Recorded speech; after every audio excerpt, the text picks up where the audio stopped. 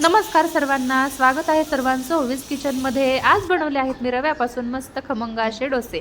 ते कसे बनवायचे त्यासाठी व्हिडिओ पूर्ण बघा, अजिबात स्किप करू नका। तर चला, सगळ्यात अगोदर मी इथे घेतला आहे 1 वाटी जाड रवा। तुम्ही जाड रव्याऐवजी बारीक रवा सुद्धा वापरू शकता।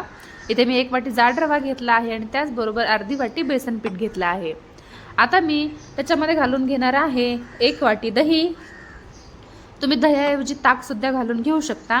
आता मी थोडंसं याच्यामध्ये पाणी सुद्धा घालून घेणार आहे। आता हे ना आपल्याला मिक्स करून घ्यायचं आहे मस्त। हे बघा, अशा पद्धतीचं मिक्स झालं की मी परत त्याच्यामध्ये थोडंसं 1 वाटी पाणी घालून घेतलं आणि हे छान असं पीठ तयार करून घेतलं। चांगलं आपल्याला हे घोटायचं आहे, अजिबात रव्याच्या पिठाच्या गाठी ठेवायच्या नाहीत मध्ये। हे मिक्स करताना चांगलं मिक्स करून घ्यायचं, अजिबात गाठी नाही ठेवायच्या। आता हे मी 10 मिनिटांसाठी झाकण ठेवून देते, कारण हे पीठ आपलं छान तयार होईल आणि रवा सुद्धा आपला चांगला मुरेल त्याच्यामध्ये। रवा फुगून येतो अजून त्यातल्या त्यात। हे बघा, 10 मिनिटांनंतर पीठ आपलं छान मस्त भिजलं आहे आणि रवा सुद्धा बघू शकता किती फुगला आहे। हे बघा, अशा पद्धतीचं घट्टपणा आलाच पाहिजे पिठाला।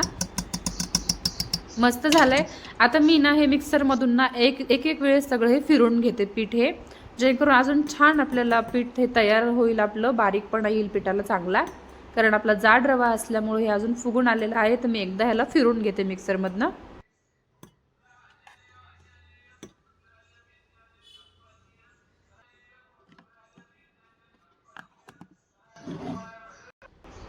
आता हे बघा, मी सगळं पीठ हे मिक्सरमधून बारीक करून घेतलं आहे, थोडं थोडं करून फिरून घेतलं आहे आणि छान आपलं हे पीठ आता मस्त तयार झालेलं आहे। आता याच्यामध्ये मी चवीनुसार थोडंसं मीठ घालून घेते। मीठ घातल्याच्या नंतर पण चांगला आपल्याला पिठामध्ये हे एकजीव करून घ्यायचा आहे मिठाचा, जेणेकरून सगळ्या पिठाला हा मिळून येईल, एका ठिकाणीच मीठ राहणार नाही। हे बघा, मस्त पीठ एकदम छान तयार झालंय। आता याच्यामध्ये मी थोडंसं अजून पाणी घालून घेते, जेणेकरून अजून थोडंसं हे पीठ आपल्याला पातळ पाहिजे, डोस्यासाठी पाहिजे तर। हे बघा,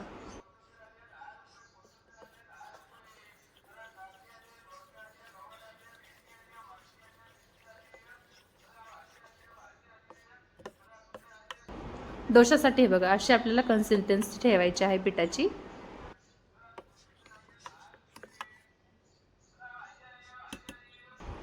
आता तवा इकडे मी गरम करून घेतला आहे। आता तेल किंवा पाणी अजिबात माझ्या तव्याला लागत नाही। आता मी त्याच्यावर डायरेक्ट आता हे पीठ टाकून घेते आणि अलगद हाताने हे आपला डोसा बनवून घेते। मी छोटासाच टाकलाय ओवीसाठी, कारण बनवून घेतलेत स्टार्टिंगला। तर बघू शकता, मस्त असा आता हा मी परतून सुद्धा घेते, अजिबात चिटकला नाही, काही नाही। हे बघा, किती छान बाजू झाली आहे खालची मस्त।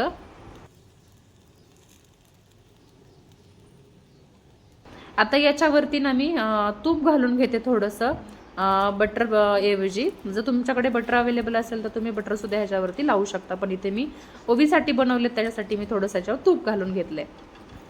आता खालची बाजू सुद्धा छान आपली भाजून झाली आहे, हे बघा, बघू शकता मस्त। आणि मेन म्हणजे ह्याला अगोदरच तयारी करायची गरज नाही, काही नाही, 2 दिवस अगोदरच, कारण आपण ज्यावेळेस बाकीचे डोसे बनवतो त्यासाठी आपल्याला 2 दिवस अगोदरच तयारीला लागावं लागतं।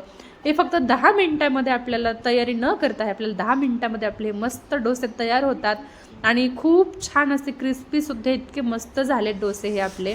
बघू शकता तुम्ही, मी तुम्हाला एक काढून सुद्धा दाखवते, खूप असे मस्त गरमागरम।